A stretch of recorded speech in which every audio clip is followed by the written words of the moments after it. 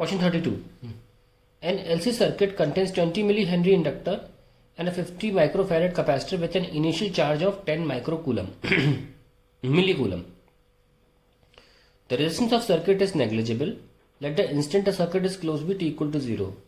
What is the total energy stored initially? Is it conserved during LC oscillations? तो इसमें LC circuit है, ये C और ये L. सिर्फ LC सर्किट है, बैटरी नहीं लगाई हुई है, ठीक है. बैटरी मानी कोई ऑल्टरनेटिंग करंट सोर्स नहीं है यहाँ पे, ये मैं बोलना चाह रहा हूँ. 50 म्यू फैरेड का कैपेसिटर है, 10 मिली कूलम इसमें चार्ज है. L की वैल्यू है 20 milli henry. Now we have to find out first part. What is total energy stored. Starting में कैपेसिटर लेकर आते हो चार्ज करके, तो पूरी एनर्जी कैपेसिटर में ही टोटल एनर्जी स्टोर्ड मानी जाएगी. तो Q is 10 milli coulomb. 10 milli coulomb is actually 10 into 10 की power -3 coulomb, that is 10 power -2 coulomb. 10 power -2 का स्क्वायर अपॉन 2 इंटू 50 इंटू 10 की पावर -12. माइक्रोफेरेड है, सॉरी -6 है ना, माइक्रो है -6. तो we get 10 power -4 upon 100 into 10 की power -6. So we get 10 power -4 upon 10 power -4. 1 joule आ गया answer. Okay, that is the answer to the first question. Is it conserve during LC oscillations. Answer is yes, क्योंकि इन्होंने बोला है resistance is negligible. अगर resistance negligible नहीं होगी तो आंसर होगा नो, कंजर्व नहीं होगा, फिर लॉस हो जाएगा इस एनर्जी का in the form of heat. Anyways, B part. What is the natural frequency of circuit. Natural frequency जो होती है नेचुरल एक LC सर्किट में, वो 1/√LC के बराबर होती है. तो 1/L की वैल्यू कितनी है 20 मिली हेनरी, 20 × 10⁻³ और C की वैल्यू कितनी है कैपेसिटेंस की, दैट इज 50 माइक्रोफैरेड 10⁻⁶. ओके, सो 1/√, ले लीजिए. 20 × 50 1000, तो ये कैंसिल हो गया.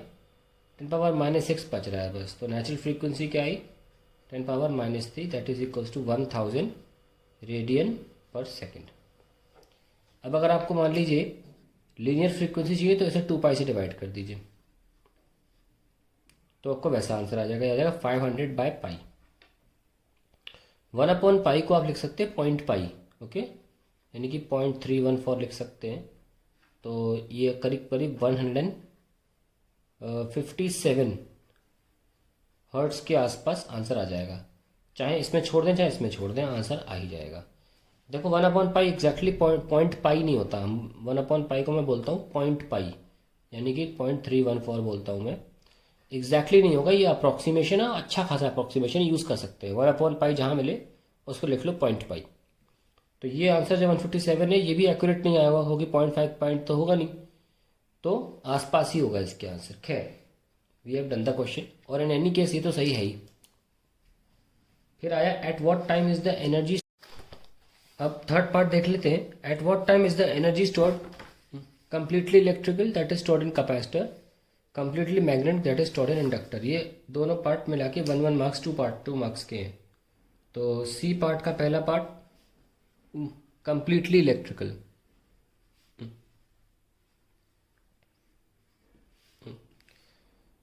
तो ये एनर्जी क्या होती है कैपेसिटर में Q²/2C, और ये हो जाएगा Q0 cos ωt का स्क्वायर/2C. ध्यान रखना Q जो होता है वो cos ωt फॉलो करता है, ये ना भूलना.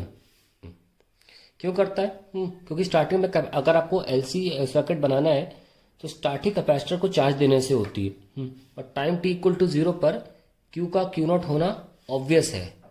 टाइम t = 0 पुट करते हो तो ये 1 हो जाती है, इसलिए sin ωt नहीं ले सकते, फिर 0 आ जाएगी. स्टार्टिंग में Q का Q0 होना ज़रूरी है, इसलिए स्टार्टिंग में टाइम का भी 0 होना ज़रूरी है. ठीक है, तो मैं बता दूं आपको ऑल्टरनेटिंग करंट के चैप्टर में Q हमेशा Q0 cos ωt होगा अगर खोलने की नौबत आती है तो. एनीवेज, ये आ गया Q0²/2C cos ² ωt. इसे कहते हैं Q0²/2C को टोटल एनर्जी. तो अगर टोटल एनर्जी सिर्फ इलेक्ट्रिकल होनी चाहिए तो ये पार्ट 1 होना चाहिए. ठीक है, so for total energy to be equal to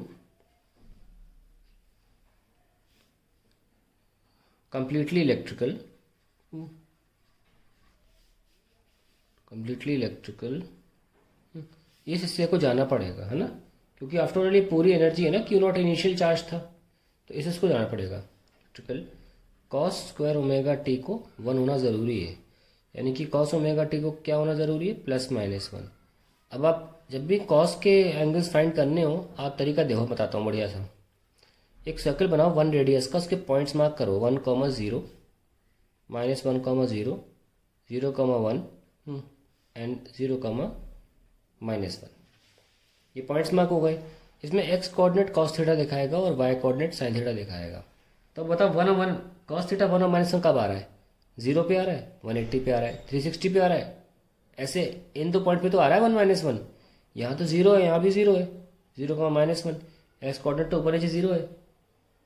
अब लिख सकते हैं हम कि एक बार 0 पे भी आएगा, पाई पे भी आएगा, 2 पाई पे भी आएगा, 3 पाई पे भी आएगा, 4 पाई, 5 पाई, यानी कि n टाइम्स पाई। तो ओमेगा टी को लिख सकते हैं हम n पाई पे आएगा और टाइम आ जाएगा n पाई बाय ओमेगा। ये टाइम आ गया, ठीक है। तो इस टाइम पर हमेशा और रियलिस्टिक चाहते हो तो टी होता है 2 pi by omega. So pi by omega क्या हो जाएगा, t/2। ये हो गया पाई बाय ओमेगा की वैल्यू। तो you can also right n into capital T/2। सो जो टाइम आएगा वो आ गया T/2, फिर रखोगे t, 3t/2, 2t and so on. तो ये वो टाइम इंटरवल है जहाँ पे एनर्जी कंप्लीटली इलेक्ट्रिकल रहेगी। अब इसका सेकंड पार्ट कर लेते हैं। Second part is completely magnetic. Completely magnetic कैसे, देखिए सोलेनॉइड में थर्ड का बी सी पार्ट का सेकंड पार्ट है ये। सोलेनॉइड में एनर्जी जो होती है वो 1/2 Li² के बराबर होती है। नो आई को हम लिख सकते हैं dq/dt, और हमने अभी देखा कि q था Q0 cos ओमेगा t। सो dq/dt क्या हो जाएगा, Q0 और cos ओमेगा t का माइनस का sin ओमेगा t और ओमेगा t का ओमेगा, तो माइनस का omega Q0 sin omega t, that is dq/dt which is actually i। हमें तो i² चाहिए, तो i² क्या हुआ, omega square Q0 square sine square omega t। ये यहाँ पुट कर दीजिए 1/2 L into omega square Q0 square sine square omega t। ना ओमेगा हमको पता है कितना होता है, frequency of an LC oscillation 1/√LC। Omega square क्या हुआ, 1/LC।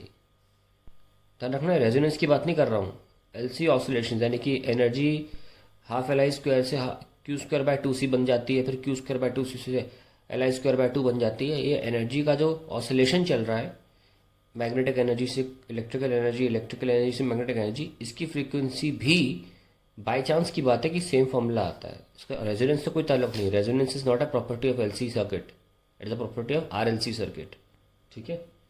तो ये आप यहाँ पुट कर दीजिए, तो यू आ जाएगा 1/2 L into 1/LC Q0 square sine square omega t। तो ये आपको कैंसिल हो जाएगा, तो you get Q²/2C into sine square omega t। Total energy तो स्टार्टिंग में Q²/2C थी, पर टोटली आपको कितनी चाहिए, मैग्नेटिक चाहिए, तो यानी कि this part has to be 1। So Q0 स्क्वायर/2C साइन स्क्वायर ओमेगा t को टोटल बन जाना चाहिए, टोटली मैग्नेटिक फील्ड के रूप में। तो ये cancel, then we get sine square omega t as 1, या we can also say sine omega t equals to +-1। मैं आपको सर्कल बताया था कि सर्कल के आप कोऑर्डिनेट्स लिख लीजिए और आपका आंसर आ जाएगा। अब साइन ओमेगा t के कोऑर्डिनेट्स लिखिए 0, 1 और 0, -1। 1 और -1 केवल इस एक्सिस पर आ सकता है, y कोऑर्डिनेट, इसलिए मैंने 2 ही लिखे। कब कब आ रहा है, π/2 पे, है ना, पाई/2 पे, और फिर पाई ऐड करना पड़ रहा है, फिर आएगा आपको -1, फिर से पाई ऐड करना पड़ रहा है। तो कुछ नहीं करना है, पाई/2 से स्टार्ट करोगे और n टाइम्स पाई जोड़ते रहो।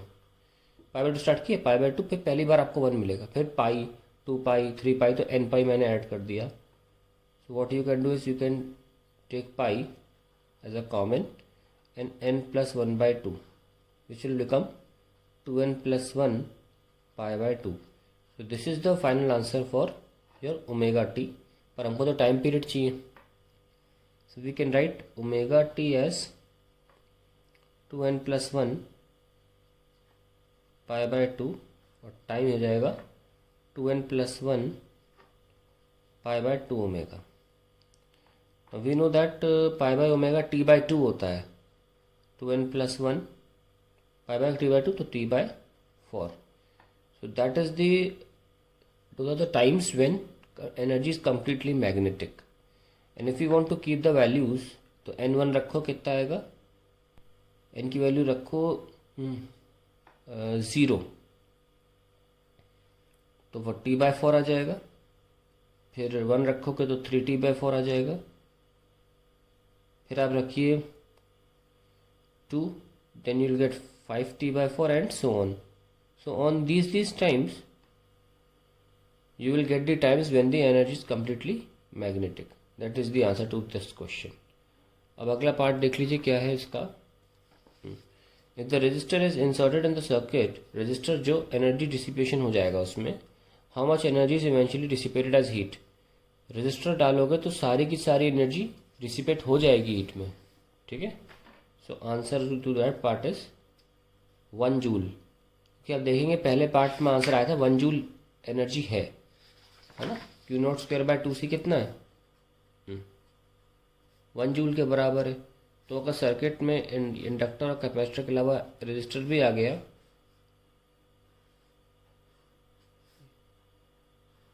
यहाँ पर कोई सोर्स नहीं है, ऑल्टरनेटिंग सोर्स, ये आपस में एनर्जी का ऑसिलेशन कर रहे थे, इसके आने के बाद एनर्जी सारी लॉस्ट हो जाएगी इस रजिस्टर में as a heat. So answer is 1 joule totally all the heat. So the D part is 1 joule. अब इसका और पार्ट कर लेते हैं। Determine the value of phase difference between the current and voltage in the given series LCR circuit. Phase difference निकालना है। Phase difference होता है tan inverse of XL minus XC divide by R। Now tan inverse of omega L minus 1 by omega C upon R। We have been given all these values, let's find out. tan inverse of omega दे रखा है, ये देखो omega clearly given है 1000। L है 100 milli Henry, milli मतलब 10⁻³ minus 1 upon omega is 1000। Capacitance दे रखी 2 10⁻⁻6 divided by R is given to be 400। तो tan इनवर्स ऑफ यहाँ पे कितने हैं, 3 और 2 5 हैं, तो -3 100 माइनस ये कितना है, 3 गया तो ये 3 बचा, ऊपर 1000/2 + 500 डिवाइड बाय 400। तो 5 आ गया। tan इनवर्स ऑफ -400/400, तो 5 आ जाएगा tan इनवर्स ऑफ -1, सो 5 आ जाएगा माइनस का 45 डिग्री। अब नेगेटिव आने का मतलब ये है कि ये कैपेसिटिव डोमिनेटिंग है, ओके। खैर वो पूछा नहीं गया है, determine the value of phase difference पूछा है, तो आप सीधे -π/4 बोल सकते हैं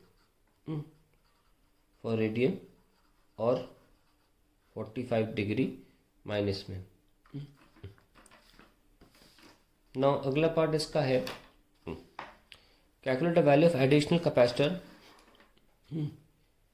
which may be joined suitably to the capacitor C that would make the power factor of the circuit unity। आइए देखते हैं कैसे हो सकता है ऐसा।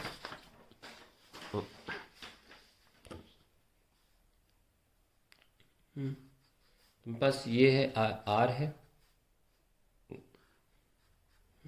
ऐसे दे रखे हैं, ऑल्टरनेटिंग सोर्स और inductor 100 milli henry and 2 mu farad और ये 400 ओम्स। इसका यूज़ नहीं है सर्किट में, तो ये चाह रहे हैं कि रेजोनेंस हो जाए X L equal to X C. पहले आप ओवरऑल सी निकाल लो कितना चाहिए आपको। एक्स एल कितना है, ओमेगा एल और 1/ओमेगा सी, तो सी आ जाएगा 1/ओमेगा स्क्वायर एल। ओके, कितनी आई थी ओमेगा, 1000 का स्क्वायर, और एल कितना है 100 मिली हेनरी -3। कैपेसिटेंस आ जाएगी, देखो ये स्क्वायर है ना, तो एक तो गया, तो 1/10⁵ दैट इज 10⁻⁻5 फैरेड। ये हमको चाहिए, आप चाहे तो उसको ठीक से कर लो, 10⁻⁻5 इंटू 10 डिवाइड बाई 10 ऐसे करके करोगे तो 10 माइक्रो फैरेड आ जाएगा। So this is the total capacitance you should have. आपके पास कितना है 2, तो आपको बोला गया था क्या सूटेबल लगाओगे, तो अगर सीरीज में लगाते हो देखो क्या होगा। अगर आप सीरीज में लगाते हो, if connected in series, suitable है ना, let us see. If connected in series तो क्या फॉर्मूला होगा, 2c/2 + c is equals to 10। क्यों, क्योंकि माइक्रो में कर दिया हूँ तो 10 ही लिख सकता हूँ, ये 5 आ गया, तो c इक्वल्स टू 2 5 10 + 5c, तो -4c इज 10। ये तो गड़बड़ हो गई है ना, ये तो नेगेटिव हो गया, तो काटो ना। इफ कनेक्टेड इन पैरेलल, तो सूटेबली ऐसे चेक करना पड़ेगा भाई, इन पैरेलल। पैरेलल में सिंपली ऐड कर देते हैं, 2 + c इज इक्वल्स टू 10, तो c आ जाएगा 8 micro farad, and that is the right answer to the question. So you will connect an 8 micro farad, और आपने सूटेबली मतलब चेक करके निकाला है कि कैसे लगाओगे, 8 माइक्रो फैरेड लगाओगे पैरेलल में, तभी आएगा, यहाँ से आ नहीं रहा है।